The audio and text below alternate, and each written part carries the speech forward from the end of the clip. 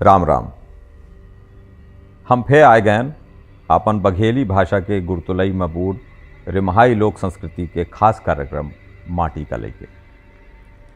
आज के कार्यक्रम में हम पंचे बात करब एक ठे उखान के जेके माध्यम से सयान ठंडी के महीना दिन के घटे बढ़े के अनुमान बहुत मज़ेदार तरीका से करत रहे। पुरान समय में जब कैलेंडर नहीं होत रहे, घड़ी नहीं होत रही, जैसे दिन और तारीख के समय के सटीक हिसाब लगावा जा सके, तब कबो अपना पंचे यह सोचन कि आखिर एकर गिनती पहले के मनई कैसा रखत रहे हुई। दरअसल पहले के समय गणना के प्रमुख आधार प्रकृति होत रही। मौसम के बदलाव, दिन रात के लंबाई, सूरज के चाल और घरे के रोज के काम के आधार पर अनुमान लगा लीन जात रहा।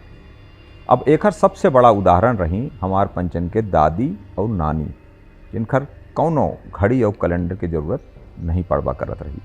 वो पंचे दिन में सूरज देवता के घाम और ओकर छाया देख के और रात में चंद्रमा के जोधैया माने प्रकाश देख के सटीक और प्रहर के आकलन कैलेबा करत रही। तो उन्हीं पंचे जैसन सियानन के अनुभव से लोक जीवन में ऐसन उखानन के जन्म होबा करें, जौन महीना दिन और समय के गति का बहुत सरलता से समझा देते रहें।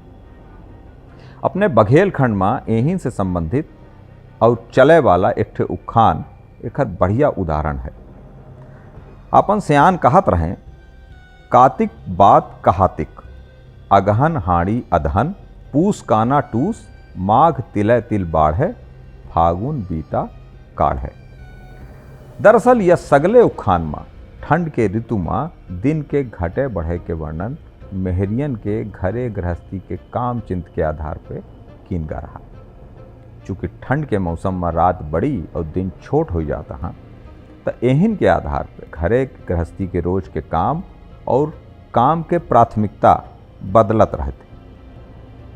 अब यह शरद ऋतु कार्तिक के महीना से शुरू होवा करे और फागुन तक 4 महीना रहवा करे, जबकि पूस और माघ एकर यौवन काल माना जाता है, जब ठंडी सबसे ज़्यादा पड़ा थी। तो चली मनई पहले आवत है अपने उखान में। एमा कार्तिक के महीना का बात कहातिक कहा गा है, मने यह महीना के दिन बात कहाओं करत करत बीत जाते हैं, काहे कि यह समय दिन बहुत छोट होता।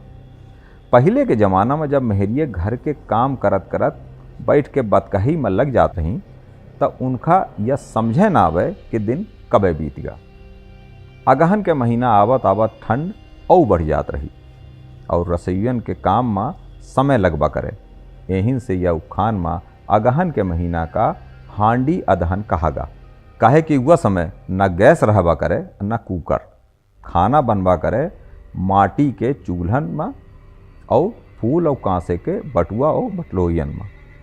अब पहले के ज़माना में दार भात अदहन दई के पासे के बनवा करत रहा। ओखे खातिर पहले पानी के अदहन दे देते रहें और फिर धीमी आंच में पकौबा करत रहें। अब पहले के ज़माना में संयुक्त परिवार होबा करे, परिवार में मनीव खूब होबा करें, तो यहीं से खाना अधिक बनवा करत रहा। यहीं से यह पूरी प्रक्रिया में बहुत समय लग जाता रहा। तो सयनमा कहवा करें कि पूर्व दिन बीत गा। अपना पंचे कईयुग जने पुटकी अदहन में बना दार भात यदि खाए हो तो ओखर स्वाद जानत हो कितना मीठा आवत रहा। एके बाद आवत है पूस के महीना, जेके बारे में यह उखान में कहा गा है कि पूस काना टूस, माने पहले के ज़माना में कोदव, कुटकी और धान खूब होवा करे। गरुहन खाए वाली धान बढ़िया कार्तिक अगहन तक उगवा करे। कोदव कुटकी थोका पहले आ जात रही। अब पहले राइस मिल और मशीन तो होत नहीं रही। यहीं से घरे के मेहरिए जेतबा और काड़ी मूसर से धान दरबा करें, फिर काड़ी के चाउर ओखा बनावा करें। तो जो यह काम करे लागें तब पूर्व दिने निकल जावा करत रहा। अब चाउर बनावे के यह काम माघ फागुन तक चलवा करे। अब पूस के बाद आवत है माघ के महीना, जेके बारे में यह उखान में तिलय तिल बाढ़े कहा गा है।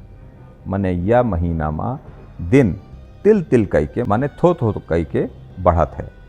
सूरज के घाम थोका तेज हो जाती, पर गलन खूब रहा थी।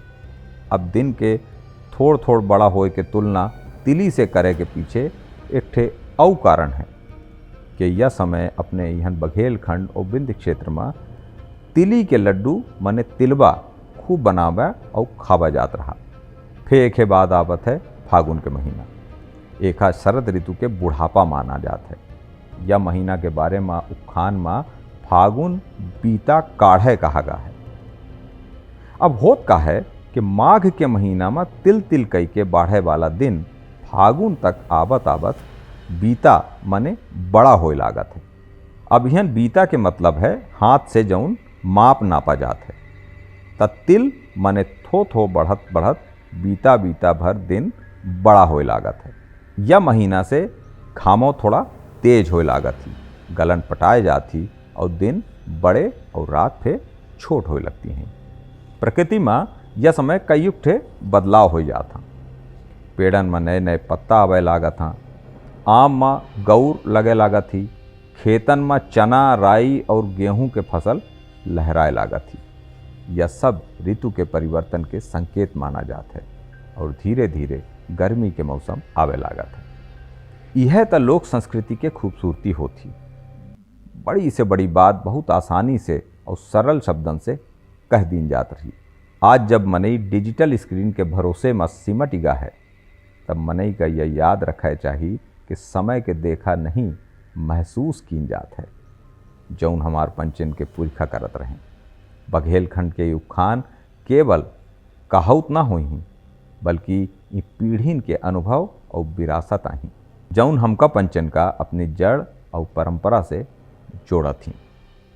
तो अगर अपना पंचन का विंध्य और बघेलखंड के माटी से जुड़ा यह वीडियो बढ़िया लाग तो एक लाइक करी, कमेंट में अपन विचार रखी और बघेली भाषा का आगे बढ़ावे खातिर यह वीडियो का थोड़ा शेयर करी। अब हम विदा ले थे, जुड़े रही अपन चैनल से यानी शब्द सांची विंध्य से। बहुत बहुत धन्यवाद। प्रणाम।